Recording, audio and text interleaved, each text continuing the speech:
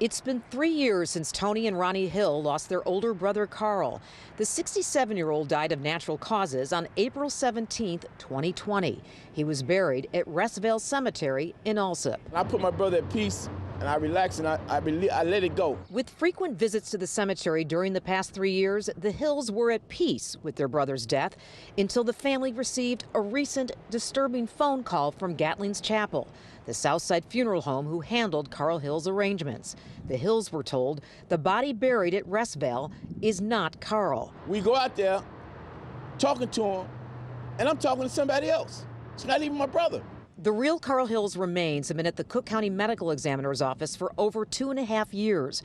According to the spokesperson, the medical examiner took jurisdiction of an unidentified decedent from Gatling's Chapel on September 18, 2020, 5 months after Carl Hill's death.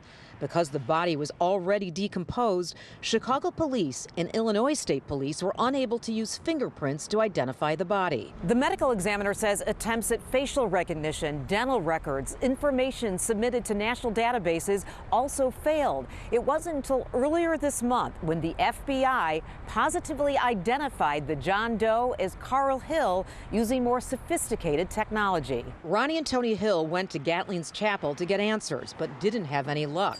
Neither did we. After multiple attempts for a comment from Gatling's Chapel, the funeral home said they cannot release any information about a client without permission from next of kin. Gatling says only Carl Hill's children can grant that permission, and so far they have not provided us with anything further. He's a great brother. I mean, I idolized him, looked up to him, almost like worshiped him. So, I mean, for him to be subject to this type of abuse and death. Carl don't deserve this.